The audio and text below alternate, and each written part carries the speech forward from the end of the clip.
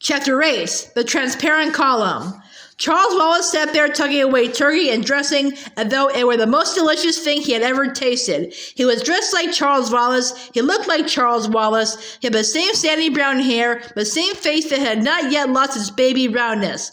Only the eyes were different, for the black was still swallowed up in blue. But it was far more than this that made Meg feel that Charles Wallace was gone, that the little boy in his place was only a copy of Charles Wallace, only a doll. She fought down a sob. "Where is he?" she demanded of the man with red eyes. "What have you done with him? Where is Charles Wallace?"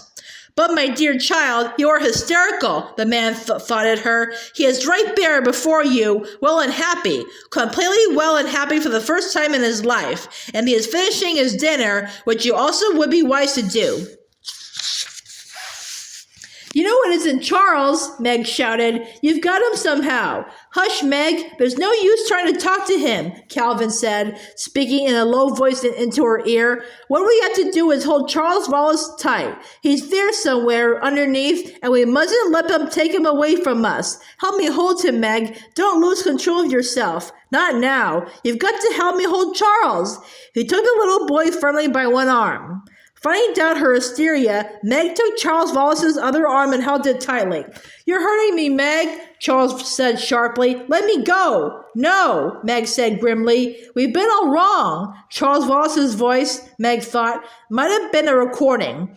There was a canned quality to it. "He isn't an enemy at all. He's our friend." "Nuts," Calvin said rudely. "You don't understand, Calvin," Charles Wallace said. "Mrs. Watson, Mrs. Who, and Mrs. Wish have confused us. They're the ones who are really our enemies. We never should have trusted them for a minute." He spoke in his calmest, most reasonable voice, the voice which infuriated the twins. He seemed to be looking directly at Calvin as he spoke, and yet Meg was sure that the bland blue eyes could not see, and that something else was looking at Calvin through Charles. Now the cold, strange eyes turned to her. "Meg, let go. I will explain it all to you, but you must let go." "No!" Meg gritted her teeth. She did not release her grasp, and Charles Wallace began to pull away with a power that was not his own, and her own spindly strength was no match against it. "Calvin!" she gasped as Charles Wallace wrenched his arm from her and stood up. Calvin the athlete, Calvin the boy who split firewood and brought it in for his mother, whose muscles were strong and controlled, let go Charles Wallace's wrists and tackled him as though he were football. Meg, in her panic and rage, darted at the man in the chair, intending to hit him as Charles Wallace had done, but the black smocked men were too quick for her, and one of them held her with her arms pinioned behind her back. "Calvin, I advise you to let me go," came Charles Wallace's voice from under Calvin. Calvin, his face screwed up with grim determination, did not relax his hold. The man with red eyes nodded, and three of the men moved in on Calvin. At least it took three of them. Pried him loose and held him as Meg was being held. "Mrs. Whatsit!" Meg called despairingly. "Oh, Mrs. Whatsit!" But Mrs. Whatsit did not come. "Meg," Charles Wallace said. "Meg, just listen to me." "Okay, I'm listening." "We've been all wrong. I told you. We haven't understood. We've been fighting our friend and Father's friend. If Father tells me he's our friend, maybe I'll believe it. Maybe. Unless he's got a father under a spell or whatever it is, like you. This isn't a fairy tale. Spells indeed," Charles Wallace said. "Meg, you've got to stop fighting and relax. Relax and be happy. Oh, Meg, if you just relax and realize that all our troubles are over, you don't understand what a wonderful place we've come to. You see, on this planet, everything is in perfect order because everybody has learned to relax, to give in, to submit. All you have to do is look quietly and steadily into the eyes of our good friend here, for he is our friend, dear sister, and he will take you in as he has taken me." "Taking you in is right," Meg said. "You know you're not you. You know you've never in your life called me dear sister." "Shut up a minute, Meg," Calvin whispered to her. He looked up at the man with red eyes. "Okay, have your henchmen let us go and stop talking to us through Charles. We know it's you talking, or whatever's talking through you. Anyhow, we know you have Charles hypnotized."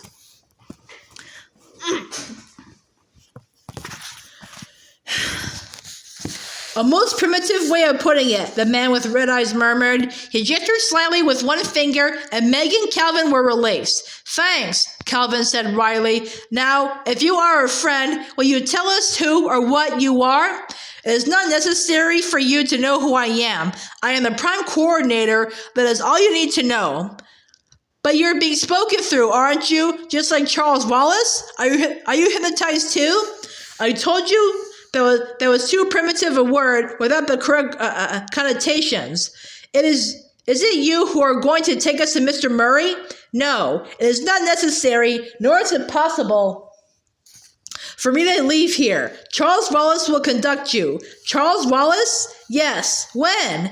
Now. The man with red eyes made the frightening grimace that passed for a smile. Yes, I think it might as well be now.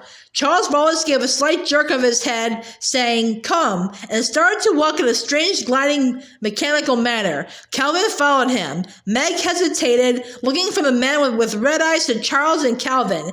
She wanted to reach out and grab Calvin's hand, but it seemed that ever since they had begun their journeyings, she had been looking for a hand to hold.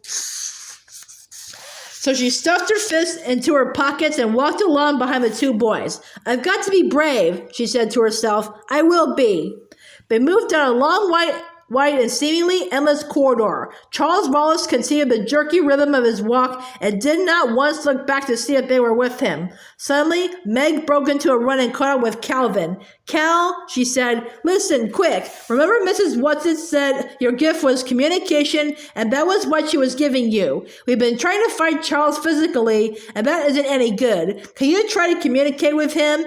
Can't you try to get into him?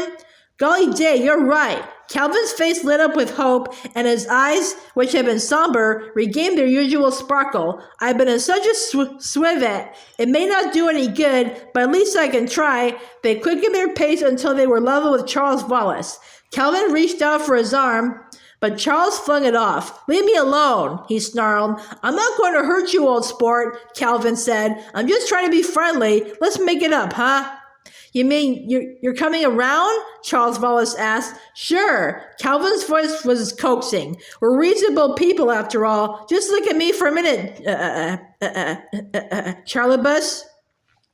Charles Wallace stopped and turned slowly to look at Calvin with his cold, vacant eyes. Calvin looked back, and Meg could feel the intensity of his concentration. An enormous shudder shook Charles Wallace.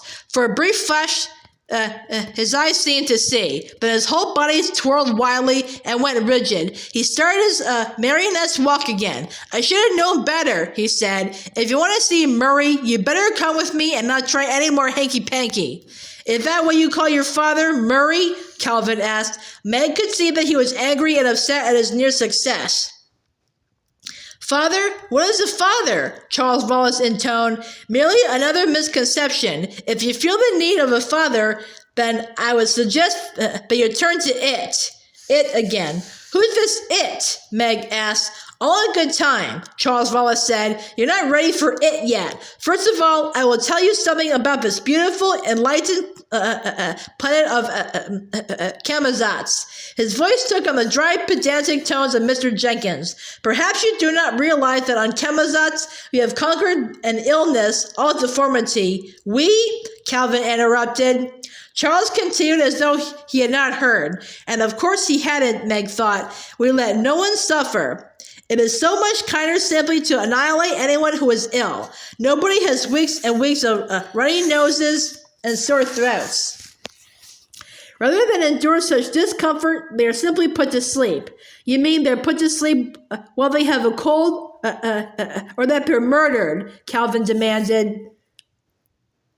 Murder is the most primitive word, Charles Wallace said. There's no such thing as murder in Camazotz. It takes care of all such things. He moved jerkily to the wall of the corridor, stood still for a moment, then raised his hand. The wall flickered, quivered, grew transparent. Charles Wallace walked through it, beckoned to Meg and Calvin, and they followed. They were in a small square room from which radiated a dull, sulphurous light. There was something ominous to Meg in the very compactness of the room, as though the walls, the ceiling, the floor might move together and crush anybody rash enough to enter. How did you do that? Calvin asked Charles. Do what? Make the wall open like that. I merely rearranged the atoms, Charles Wallace said loftily. You studied atoms in school, haven't you? Sure, but you know enough to know that matter isn't solid, don't you? That you, Calvin, consist mostly of empty space? That if all the matter in you came together, you'd be besides of the head of a pin? But that's plain scientific fact, isn't it? Yes, but... So I simply pushed the atoms aside and we walked through the space between them.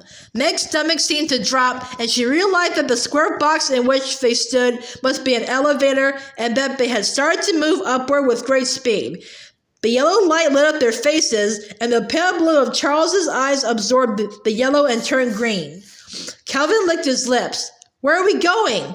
Up? Charles continued his lecture. On Chemazotz, we are all happy because we are all alike. Differences create problems. You know that, don't you, dear sister? No? Meg said. Oh, yes, you do. You've seen at home how true it is. You know that's the reason you're not happy at school, because you're different. I'm different and I'm happy, Calvin said. But you pretend that you aren't different. I'm different and I like being different. Calvin's voice was unnaturally loud. Maybe I don't like being different, Meg said, but I don't want to be like everybody else either. Charles Wallace raised his hand, and the motion of the square box ceased, and one of the walls seemed to disappear. Charles stepped out, and Meg and Calvin following him, Calvin just barely making it before the wall came into being again, and they could no longer see where the opening had been. You wanted Calvin to get left behind, didn't you? Meg said. I am merely trying to teach you to stay on your toes. I warn you, if I have any more trouble from either of you, I shall have to take you to it. As the word it fell from Charles's lips, again Meg felt as though she had been touched by something slimy and horrible. So what is this it? She asked. You might call it the boss. Then Charles Wallace giggled, a giggle that was the most sinister sound Meg had ever heard. It sometimes calls itself the happiest sadist.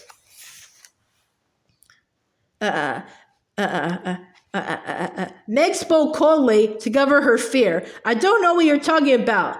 That's S-A-D-I-S-T, not S-A-D-D-E-S-T, you know, Charles Wallace said, and giggled again. Lots of people don't pronounce it correctly. Well, I don't care, Meg said defiantly. I don't ever want to see it, and that's that. Charles Wallace's strange, monotonous voice drowned against her ears. Meg, you're supposed to have some mind. Why do you think we have wars at home? Why do you think people get confused and unhappy?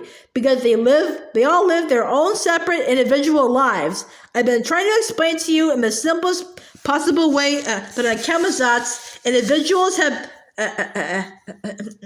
been done away with. Chemazotz is one mind. It's it. And that's why everybody's so happy and efficient. That's what old witches like Mrs. Whatsit don't want to have happen at home. She's not a witch, Meg interrupted. No, Calvin said. You know she's not. You know that's just their game, their way maybe, of laughing in the dark.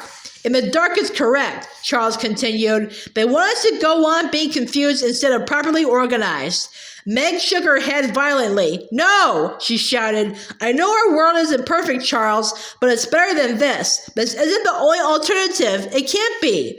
Nobody suffers here, Charles intoned. Nobody is ever unhappy. But nobody's ever happy either, Meg said earnestly. Maybe if you aren't unhappy, sometimes you don't know how to be happy. Calvin, I want to go home. We can't leave Charles, Calvin told her, and we can't go before we found your father. You know that. But you're right, Meg, and Mrs. Witch is right. This is evil. Charles Wallace shook his head, and scorn and disappointment seemed to emanate from him. Come. We're wasting time. He moved rapidly down the corridor, but continued to speak. How dreadful it is to be low individual organisms.